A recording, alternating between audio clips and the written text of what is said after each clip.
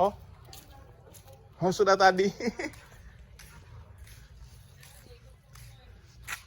Oke, jadi horas itu yang artinya selamat datang, selamat jumpa, selamat jalan ya. Itulah banyak kalau arti horas itu. Jadi ini nama kampung Ambarita Huta Sialagan. Arti Ambarita itu Tarbarita atau terkenal. Huta itu bahasa Bataknya itu satu perkampungan. Sialagan itulah marga raja yang ada di sini ya. Jadi yang memimpin kerajaan dulu adalah marga Sialagan. Inilah dia punya lokasi istana. Lokasi istana ini dikelilingi dengan tembok batu semua. Kalau dibilang bahasa Bataknya parik nihuta ya, atau tembok kampung. Aslinya ini dulu di belakang tembok batu ini dulu ditanam dengan bambu semua ya. Itu dulunya benteng-benteng pertahanan. Karena dulunya dari kampung yang lain ke kampung kita ini dulu selalu perang ya, dan itu sekalian penangkal lawan musuh. Dan kedua itu menjaga itu binatang-binatang buas ya. Nah, jadi itu fungsinya banyak. Oke, dan tradisi di sini satu pintu masuk dan satu pintu keluar ya. Kita nanti keluarnya dari sana. Itulah tradisi di sini. Dan di dalam pintu masuk dan pintu keluar ada, kita lihat tadi sana itu ada simbol patung. Dulu itu dibilang namanya ulu balang. Ulu balang itu samalah seperti panglima atau penjaga. Tapi itu dulu tidak sembarangan orang, harus mempunyai ilmu yang sangat tinggi. Jadi kalau udah bisa masuk ke tempat ini dulu, seperti bapak dan ibu, abang kakak, itu udah bisa dianggap tamu raja ya. Seperti itu. Oke, sebelum saya terangkan batu kursinya tentang batu persidangannya, saya terangkan dulu tentang rumah orang Bataknya ya. Jadi seperti inilah dulu bentuk rumah orang Batak dulu pada zaman dahulu kala. Tapi rumah yang aslinya itu dulu tidak ada menggunakan paku sedikit pun. Dia punya sistem pasak yang pakai ikatan. Ya, dia dilobang dimasukkan, dilobang dimasukkan seperti yang ada di sini ya. Tapi ini rumah udah direnovasi. Kebetulan Bapak Joko datang dulu 2019. Ini rumah direnovasi, atapnya udah terbuat dari kayu sirah. Kayu sirah ya. Kalau dulu aslinya dari dari ijuk, kenalnya ijuk, itulah dulu aslinya, makanya tidak menggunakan paku ya. Seperti itulah dulunya. Dan rumah ini diperkirakan ini 3 tingkat. Itu dikira mulai dasar bawah. Dulu dibawa di kolong rumah tempat peliharaan mereka, ternak mereka. Lantai kedua itu tempat tinggal mereka setiap hari ya. Lantai ketiga adalah tempat penyimpanan barang-barang mereka dan hasil panen mereka sebagainya. Seperti itulah dulunya. Dan rumah orang Batak ini dia punya ujungnya ini lebih tinggi sedikit ujung yang di belakang daripada yang di depan. Dia punya atap ya, yang artinya itu haruslah dia punya generasinya harus melebihi daripada orang tuanya. Anaknya mesti lebih hebat, lebih pintar, lebih kaya daripada orang tuanya. Itulah filosofinya ya, seperti itu. Dan rumah orang Batak ini kita lihat dia punya pintu sangat-sangat kecil. Bukannya orang Batak dulu bukan orang kecil, samanya seperti kita sekarang. Tapi artinya itu kita mau masuki ke dalam rumah, kita mesti menunduk supaya kita menghormati orang yang ada di dalam rumah ya. Dan yang kedua, setinggi-tinggi apapun jabatan dia, kalau dia masuk ke dalam rumah, kita mesti menghormat. Tidak ada bedanya ya, seperti itulah. Dan yang ketiga, mana tahu ada tujuan jahat, artinya mau bikin guna-guna kepada orang yang di dalam rumah. Kalau dia sudah menunduk, dia kekuatan jimatnya sudah tidak mungkin lagi sama kita ya.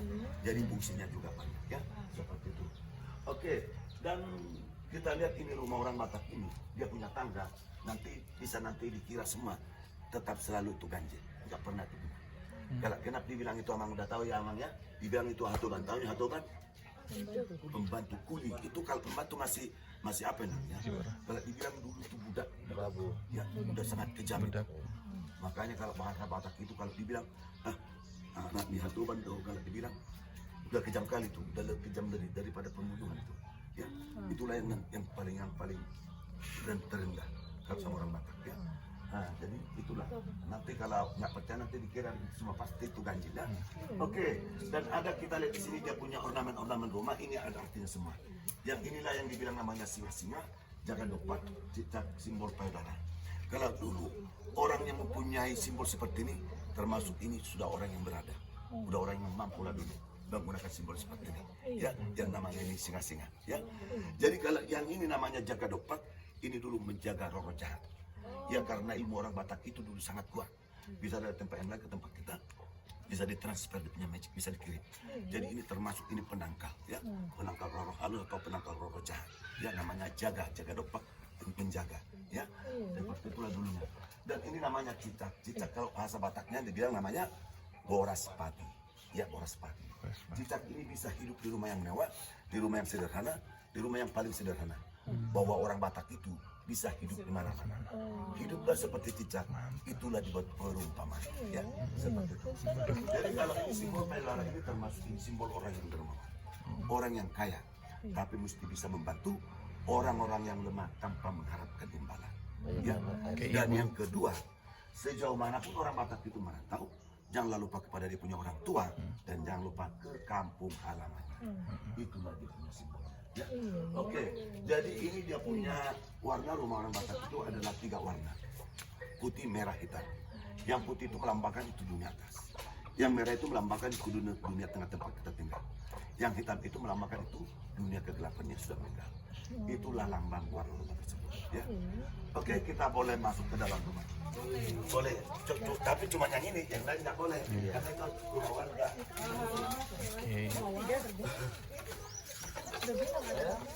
Tidak, silakan pakai sepatu mas, ini khusus nih. Tapi maksudnya mang nunduk, ya, udah saya bilang tadi. Tapi udah diantisipasi, udah ditaruh pusat. Kadang-kadang nggak ada gainnya kan, jadi nggak tahu. Selalu kadang-kadang benjol kepala masuk ke dalam.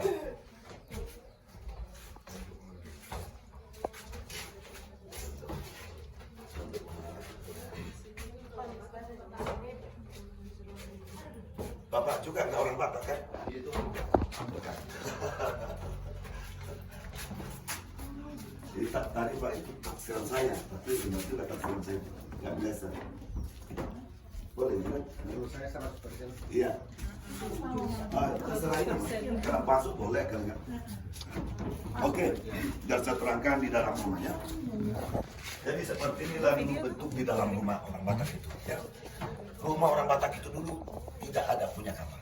Ya, dia terbuka seperti ini. Makanya orang Batak itu bang, jangan takut, dia punya suara jelas, kuat, keras. Tapi itu sifat yang terbuka. Ya, tapi artinya bukan sekeras itu bang, cuma suaranya aja. Ya, jadi dia punya rumah terbuka dulu panjang sampai ke belakang. Ya, sampai ke belakang karena ini udah direnovasi. Ya, udah direnovasi. Jadi dulunya dalam satu rumah ini dulu, ya, ada sampai 4 keluarga, 3 keluarga. Karena dulunya sangat susah buat rumah. Ya, jadi kalau cara mereka itu mau tidur, tikar dibuat dari bawah, tikar ini digulungkan dari atas. Kalau orang Batak bilang namanya marbulusan, ya marbulusan, ya. Jadi ada dibuat raja dengan aturan, ada raja buat aturan. Bila siapa ada yang mengganggu istri orang lain dalam satu rumah, raja buat hukumannya mesti hukum acung, potong dia punya kepala, ya. Seperti itulah dulunya. Oke, jadi kalau dulunya dapurnya di tengah-tengah seperti ini, dan sekalian ini untuk perapian untuk memanaskan barang mereka. Karena dulu di sini sangat dingin, ya, untuk sekalian perapian memanaskan barang mereka. Ya, jadi ini tumpuannya ada tumpuannya 3. Jadi dulu meradetnya orang-orang dulu. Anak. Oh, anaknya. Iya. Hela. Kan nanti ini saya terangkan ini biar tahu nanti adat istiadat orang Batak itu, ya.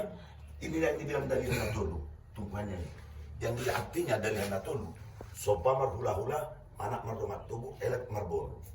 Yang dibilang itu sopa marhula-hula. Nanti kalau keluarga orang si kakak sama bang harus hormat. Contoh biarpun anak kecil dia, kalau marganya itu harus kita hormati. Ya, itulah hula-hula bang. Ya, jadi kita tidak boleh suruh beli dulu ini, biarpun kayaknya agak kecil, tidak boleh itu pantang kalau semua orang Batak itu. Karena itu hula-hula kita, ya, jadi harus saling dihormati. Kalau dibilang itu dongat tubuh yang satu marga, tadi marga apa? Simanjuntak ini sama yang satu marga makanya si Siahan, Hutagaul itu yang abang adik. Itu harus kita hati-hati. Jangan ada kita yang buat sampai ada yang sakit hati. Ya, kalau amang ini nanti pesta, ya mereka harus dendang abang adiknya, harus sama mereka di situ. Jadi harus dihargai. Ya, itu yang dibilang artinya mardomat tubuh. Harus hati-hati kita yang satu marga. Jangan ada yang sampai sakit hati. Ya, yang dibilang itu sumpah hula-hula. Tadi yang dari Hanatolu, Boru itu anak perempuan. Jadi kalau kamu itu, kalau abang itu di pihak orang si kakak, barulah clear. Misalnya, kalau ada pesta di orang bapak ini, 9 marhubas itu kerja. Contohnya, layani piring, kasih piring, bereskan rumah, kalian yang disuruh kerja. Itulah dia bilang boru, tapi mesti disayangi, ya. Kalau nggak kita sayangi boru kita ya, kita suruh pun nanti nggak mau, ya. Jadi termasuk itu ikatan kekeluargaan, ya. Namanya Dalihana dulu. Oke, itulah itu dulu biar lebih paham ya kita Pelan-pelan. Oke, jadi biasanya kayak semua tamu yang saya bikin karena kalau keluarga yang beda suku baru saya terangkan seperti itu. Jadi inilah namanya palito. Palito itu lampu. Palito. Tapi dulunya tidak menggunakan minyak. Sumbunya dulu terbuat dari kayu. Ya, dari kayu. Jadi kalau mereka itu mau tidur, lampu semua dimatikan. Seperti itulah dulunya, ya. Jadi yang dibilang ini namanya poting. Poting ini terbuat dari bambu. Ini dah dulu mengangkat air dari danau. Zaman dahulu. Tapi ini dulu dibuat pakai tali ijuk seperti ini. Ya, biar bisa diangkat, ya. Seperti itulah dulunya. Jadi ini yang dibilang namanya itu para-para. Para-para itu tempat penampungan kayu bakar. Disusul nanti di sini supaya cepat kering. Karena panasan api di atas, ya. Seperti itu dulu namanya. Oke, yang di atas ini kalau kita orang Batak, kalau ada orang Batak bilang namanya pamele-melean. Pamele-melean ini adalah tempat sesajen tempat dia punya persembahan. Karena orang Batak dulu amangnya belum ada agama, masih animis, masih percaya kepada di roh, ya. Jadi kalau mereka itu mau ada pesta, mau bangun rumah, mereka harus dikasih dulu dia punya sesajen, supaya nanti apa yang mereka inginkan itu supaya terkabul. Itulah dulu menurut kepercayaan mereka, ya, seperti itu. Oke, yang terakhir di sini namanya itu hubung. Ya, hubung itu adalah tempat tidur. Tapi dulu tempat tidur seperti orang-orang petinggi lah, seperti staf raja-raja, nggak sama lah tidur di lantai, ya. Dan di bawah tidurnya itu dulu, disitulah tempat penyimpanan barang-barang yang berharga, yang beragama. Itu makanya sampai sekarang masih ada itu, kalau meninggal kita punya orang tua, ada yang bilang namanya uka hubung. Uka hubung itu artinya untuk mengambil atau memberikan harta peninggalannya kepada hula-hulanya.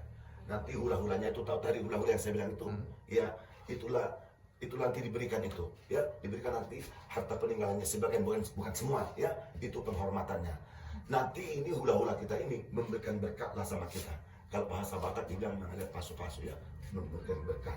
Itulah adat istiadat orang Batak itu sampai sekarang itu masih berlaku amanya, karena enggak melanggar aturan agama, ya.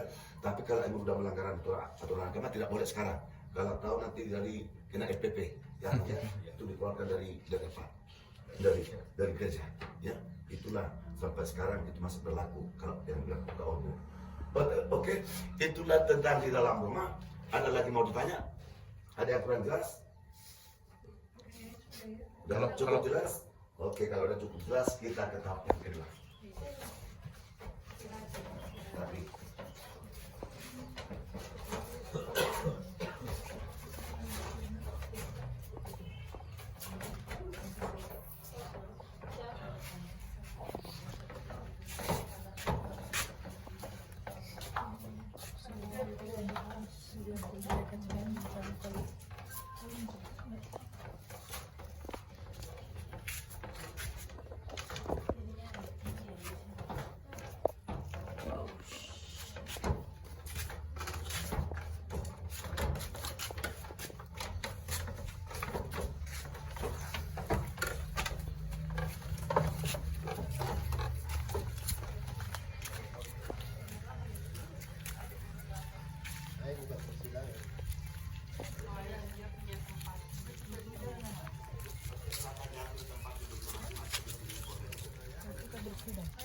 Ayo kita sidang.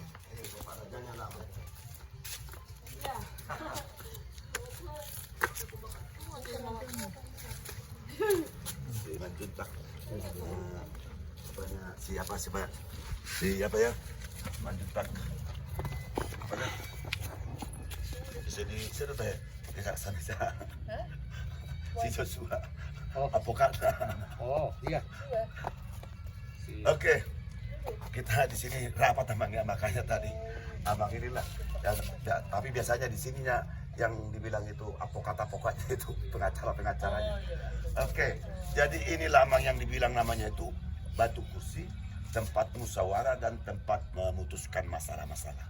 Tapi ini dipergunakan pada zaman dahulu kala amangnya, pada zaman dahulu kala. Jadi kala dulunya, bila mana ada orang yang bersalah di kawasan ini, dia ditangkap dibawa ke sini. Sebelum dia adili, dia dulu dimasukkan dalam penjara. Ya, seperti inilah dulu penjaranya orang. Ya, dimasuk. Karena dulunya belum ada jeruji besi. Ya. Nah, seperti itulah dulu orang yang bersalah sebelum diputuskan dia punya hukuman. Nanti dapat hari yang ditentukan untuk memutuskan hukuman. Ini si terdakwa diangkatlah ke kursi yang paling kecil yang ada di sini. Ya, si terdakwa. Kursi raja adalah tempat bapak kita ini, ya, tempat raja. Yang 5 kursi ini adalah tempat dia punya pengetua adatnya. Kalau dibilang sekarang seperti pengacaranya lah, ya. Nah, jadi di sini ada tempat panglima rajanya. Ya, itu ada khusus panglima rajanya, ya.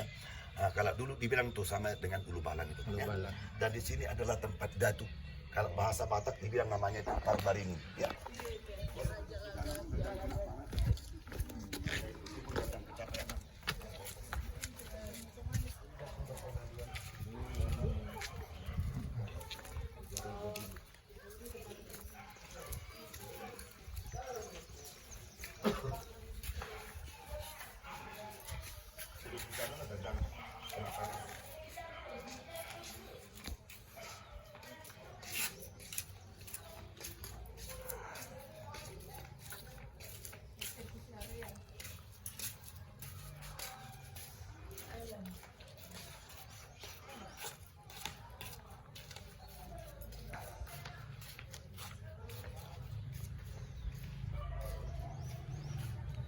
Oke. Sebelum saya terangkan eksekusi pemenggalannya, apakah kayak saya terangkan dulu barang-barang yang ada di sini, tapi semua yang sudah dibelikannya tidak aslinya lagi, ya. Kalau aslinya dulu amang itu ada kekuatan jimat, itu ada kekuatan magicnya dulu, ya. Tapi ini tidak ada lagi, ya. Oke, jadi ini lagi punya tanggalan orang Batak, ya. Kalender orang Batak banget, ya. Tapi tanggalan orang Batak ini cuma 30 hari satu bulan. Tidak ada 28, tidak ada 29. Semua 30 hari, ya. Jadi kalau bahasa Batak itu bilang bulan itu si paha. Si paha sada, si paha dua, si paha dulu, si paha opat, sampai si paha 10 itulah bulan 12. Jadi kalau bulan itu bahasa Batak si paha, ya. Sada itu kita tahu sada 2 dulu, ya. Nah, sama kayak bahasa Jawa, ya. Sada 2 dulu, 4, 5, 6 seperti itu. Oke, jadi inilah dari namanya apa kata yang saya bilang namanya buku Kistalak, kayak ini buku liburnya dari Mang, ya. Jadi di sini dulu buku obat-obatan, buku jimat-jimat, ya. Kalau dulunya Bang, kalau ada orang yang sakit, kalau ada orang sakit untuk mengobati, pergilah sama datu orang Batak bilang atau dukun. Dari sinilah dibaca mantra-mantranya. Kalau orang Batak bilang namanya ditabas, ya. Karena dulu zaman dahulu Bang belum ada dokter seperti sekarang, ya. Dulu dokter belum ada. Jadi kalau ada orang sakit dulu sama datu lah perginya untuk mengobatinya. Dari sinilah digunakan untuk mengobatinya, ya. Namanya dukun. Oke. Yang ini Bang yang namanya itu tunggal panaruan, ya, seperti tadi yang ada di sana, ya. Kalau sebelah sana tuh tongkat raja pun tidak sanggup lagi mengangkatnya itu, ya. Dulu panjangnya lebih kurang seperti ini lah, ya. Tapi ini dulu nggak ada seperti ini karena tongkat itu bermacam-macam Bang, ya. Namanya pun ada tunggal panaruan, ada tongkat kuda-kuda, ada palet, itu macam-macamnya. Jadi aslinya ini dulu bisa berkomunikasi dengan dia punya orang, ya. Jadi kalau mereka pun ada parti hujan datang, hujan bisa dipindahkan ke daerah lain, ya. Nah, jadi tongkat ini pun nanti digunakan untuk melemahkan kekebalan si terdakwa. Tapi nanti itu dipandu dengan datuk dukunnya, ya. Nah, namanya dukun tunggal panaruan. Oke, itulah nama benda-benda ini. Tadi si raja memutuskan hukuman si terdakwa bahwa si terdakwa itu mesti dieksekusi. Dia dibawa dari sana di sini, tapi dulunya sudah tangan terikat di belakang, yang terikat di belakang.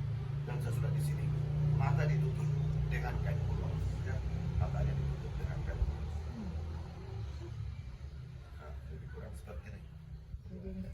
Coba Agi yang maju Ki. Ada ulos itu. Contoh. Tapi mata saya nggak saya tutup layar dan Malah kita hilang. Ya. Nah, kenapa dia ditutup? Ya, karena itu penyiksaan itu sangat kejam, ya. Jadi kalau kita lihat nanti wajah matanya kayaknya kita tuh jangan merasa kasihan dengan dia, ya. Jadi matanya ditutup, ya. Nanti sesudah mata ditutup, di meja bundar yang ada di sini disediakan di sini makanan yang terakhir untuk si terdakwanya. Tapi di dalam makanan ini sudah dicampur dengan ramuan-ramuan semua. sesuai apa yang sudah diminta si Datuk Petunjuk yang sudah diberikan dari sana ya. Nah, tadi kan si Datuk sudah memohon tadi sana ya, apa nanti yang sudah yang si Datuk atau banyak untuk melemahkan kekebalan yang ada dalam tubuhnya ya. Dan nanti dimakan makanan ini mata tertutup tangan tadi dia makan langsung pakai mulut seperti ini ya, karena dia ini udah dianggap seperti binatang karena dia punya kesalahan. Makanya penjara orang Batak itu selalu di kolong rumah dibuat karena apa? Karena dia itu udah disamakan seperti binatang. Siapapun yang berbuat kejahatan yang tidak bisa diampuni dengan raja itu udah disamakan seperti binatang ya, seperti itu. Oke, nanti sesudah dia siap memakan makanan ini, bila mana ada kain seperti saya ini, mesti dibuka dulu. Ya. Mana tahu ada kebal-kebal cimat-cimat ditaruh di bagian badan. Itu harus seperti itu bang. Dan nanti bukan ditikat. Ya jadi dicek dulu itu ya. Nanti sesudah itu baru ini ditutupkan dengan kain dulu. Dikatlah kuat-kuat dan kakinya diikat dengan dia punya rotan. Ya. Nanti setelahnya diangkat dengan panglima raja. Dia selentakkanlah di bawah misalnya. Ya. Dan posisinya lebih kurang adalah seperti ini. Ya. Seperti ini. Diangkat seperti ini. Nanti sesudah itu datanglah nanti seorang dari ini mengambil tongkat tunggal panah ini. Ya. Diambil tongkat ini. Ya. Diambil tongkat ini nanti ini dibacalah mantra-mantranya. Baca mantra-mantranya kalau ini sudah membaca mantra-mantranya untuk melemahkan kekebalannya. Ya, sama seperti yang meminta kekuatan lah, meminta petunjuk namanya. Baca mantra-mantranya nanti sesudah itu. Baru tongkatnya ini dipukulkanlah ke bagian tubuh. Dia pukul kuat-kuat sampai dia menjadi. Dia punya ilmu atau kebal-kebalnya udah hilang semua. Ya. Tapi belum cukup seperti itu. Untuk memastikan nanti diambillah pisau kecil seperti ini. Disayat dia punya badan. Disayat sampai mengeluarkan darah. Jadi kalau udah tubuhnya sudah bisa luka, terdakwa ini sudah siap bagi eksekusi pada penggal. Ya. Tapi sebelum dipenggal, tubuh yang disayat tadi ini disiram dengan air asam. Air asam disiram dengan air asam. Dan dia pun menjadi dalam semakin lemah. Ya. Dan dengan tujuan dibuat seperti itu untuk menunjukkan kepada semua dia punya masyarakatnya supaya jangan ada melakukan kejahatan yang seperti dia lakukan supaya takut supaya cerah ya. Dan yang kedua untuk menunjukkan ke panglima raja lain supaya tidak berani mengganggu wilayah kerajaan yang ada di sini. Sangat kejam pembunuhannya ya. Jadi tujuannya juga banyak ya. Oke, nanti sudah itu baru kita dampaknya diangkat dengan panglima raja dibawalah ke tempat eksekusi pemenggalan ya. Dan dia punya posisi seperti ini ya, seperti ini. Tadi ini tangan semua terikat, ini diangkat ya, diangkat. Dan di bawah lehernya ditaruhlah tempat penampungan dia. Datanglah nanti raja perintahkan panglimanya ya, untuk mengeksekusi ya. Nanti datang panglimanya mengambil pedang yang besar seperti ini dan mengucapkan kepada semua dia punya masyarakat ya, Horas, dan masyarakat yang menjawab dengan Horas, baru pedangnya ini baru diperlakukan. Gusti sekali penggal, Gusti pisah kepala dan dia punya badan. Kalau yang tidak ada di kepala, diangkatlah ke batu yang ada di sini, diletakkan di sini. Badan itu nanti diangkat ke batu yang ada di sini tanpa kepala. Nanti ini dia punya dadanya dibelah untuk mengambil hati dengan jantungnya. Inilah nanti yang diangkat, inilah nanti yang dipotong-potong kecil. Ya, dicampurlah dengan asam, dengan darahnya tadi. Dicampurlah dengan asam, dengan ramuan-ramuannya. Pernahnya orang yang makan nayuran ini, kerja itu kan banyak itu dijual nayuran. Seperti itulah cara masaknya, tidak menggunakan air. Dan inilah nanti yang dipersembahkan sama panglima rajanya. Inilah dulu yang dimakan, ya. Itulah yang dibilang dulunya orang Batak itu dulu makan orang. Seperti itu lagi punya story. Tapi mereka makan itu dengan tujuan dan ini sekalian untuk menambah kekebalan benar-benar. Ya. Dan mereka itu menunjukkan memang panglima raja itu panglima yang pemberani, ya, yang pemberani, ya, seperti itu. Tapi ini sisa badan dengan kepala, ini dibuang semua jauh-jauh. Itu tidak dikubur. Itulah hukum orang yang bersalah. Dan tempat pembuangannya itu pun kita tidak diperbolehkan melihat atau menyentuh selama 7 hari 7 malam. Nanti bisa katanya roh jahat kembali sama kita, dan itulah aturan raja, ya, seperti itu. Jadi kalau menurut sejarahnya, terakhirnya dia punya eksekusi tidak berlaku lagi. Kira-kira tahun 1816 Pak. Situlah tidak berlaku lagi. Ya, eksekusi pemenggalannya. ya, karena datang ke sini dia punya misionaris yang dari luar, tapi yang berhasil dikirim dari Jerman, yang dia punya nama Dr. Ludwig Nomensen. Inilah yang menyebarkan agama dan lama-lama ini dihilangkanlah, tinggal punya historinya lah aman sampai sekarang. Itulah story yang ada di kampung ini. Tapi yang saya jelaskan ini amang ya, yang intinya kalau saya jelaskan yang dari pertama belum tentu 3 malam belum tentu siap-siap ya, nggak mungkin nginap di sini ya. Itu yang intinya yang sebenarnya. Oke, itulah sejarah yang ada di kampung ini. Kalau ada yang kurang jelas bisa ditanya sama saya ya, jangan sama kawannya nanti juga kebingungan. Ada mau ditanya? Jelas. Oh, nah, kalau ada yang tidak jelas. Ya, Tapi berarti itu masih ada yang aslinya ya? jangan. Kalau barangnya ada.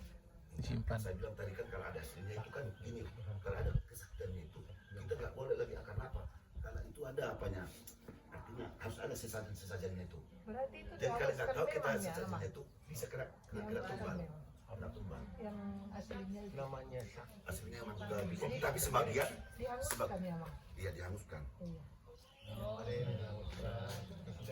sesudah agama masuk. Karena itu dulunya ada cima-cimanya, kalau nggak tahu kita dia punya sesajennya ini bisa kena tumbang, Ya. dia minta tambahkan Tuhan.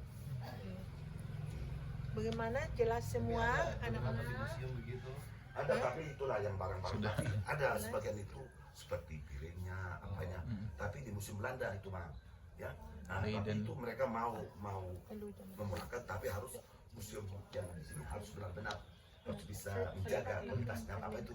Kalau di sana kan bang kalau ada tuh kalau musim panas bisa steril apanya, suhunya dulu buat orang itu di museumnya, jadi kita belum ada seperti itu. Lalu jam kan ngelenak kan. Ini diresmikan Jokowi kapan? 2000. Kira 4 bulan yang lalu lah. Oh, baru 4 bulan yang lalu. bulan lalu. 4 bulan lalu baru. Iya bang, yang baru datang. Baru datang terakhir. Sekarang resmikan ini sama Yang Luban Suisu itu bang, Utaraja. bypass Oh, Utaraja. mungkin juga bypass yang di Balige. Oh, sama-sama sudah itu. Iya. Yang dari bandara. Iya, Dari datang sini. yang naik motor lah dia ke apa kan? Baru langsung ke sini lah.